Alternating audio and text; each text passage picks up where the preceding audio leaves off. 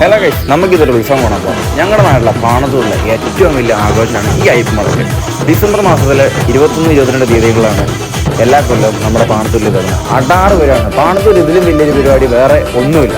അമ്പലത്തിന് കീഴിലുള്ള തെക്കുംഭാഗം, വടക്കുംഭാഗം, കിഴക്കുംഭാഗം എന്നിങ്ങനെയുള്ള 3 കരക്കാരുടെ ആഘോഷമേഷ ഘോഷയാത്രയാണ് ഇവിടെ നടക്കുന്നത്. ചെണ്ടമേളം മുതൽ മോഡേണുള്ള DJ വരെ ഇതിനകത്തുണ്ടാവും. ഇത് ഒരു അടിപൊളി ഫ്യൂഷനാണ് അവിടെ. ചെണ്ടമേളം ഇത് വയലിൻ അടിപൊളിയാണ് നടന്നുകൊണ്ടിരിക്കുന്നത്. പിന്നെ ഇങ്ങനെയുള്ള കുറേ കലാരൂപങ്ങളൊക്കെ കാണാം. പിന്നെ നമുക്ക് ഇങ്ങനത്തെ കുറേ രൂപങ്ങളും കാണാം. ഹനുമാജി നമുക്കൊന്നൊരു ബൂമൊക്കെ എടുത്ത് നമ്മുടെ കൂടെ സെൽഫി എടുത്തു. അപ്പുറത്ത് പോപ്പ് കിട്ടുന്നു, പോപ്പിൻ്റെ അപ്പുറത്ത് DJ ഇടുന്നു. കുറേ പെമ്പിളേരുണ്ട്.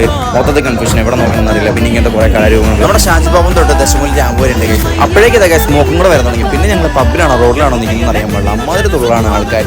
പിന്നെ തുള്ളുന്ന കാര്യത്തിൽ ഞങ്ങൾ പാണത്തുകാർ എന്നും മെയിനാണ്. കാരണം ഞങ്ങൾക്ക് പാണത്തൂർക്ക് സ്വന്തമായിട്ട് 5 ബാറും. അതുകൊണ്ട് ഞങ്ങൾ തുള്ളലിൻ്റെ കാര്യത്തിൽ ഒരു കുറവുമില്ല. ഏത് മൂട് അപ്പോഴേക്കും തന്നെ അപ്പുറത്തൊരു ചെണ്ടമേളം തുടങ്ങി. അതും കൂടെ തുടങ്ങിയപ്പോഴേക്കും ഞങ്ങൾ രണ്ടിൻ്റെയും നടുക്ക് പെട്ടല്ലോ നോയിപ്പോയി. അമ്മാതിരി സൗണ്ടായിരുന്നു. ചെണ്ടയ്ക്കാണ് അവന്മാർക്ക് ഏറ്റവും സൗണ്ട്.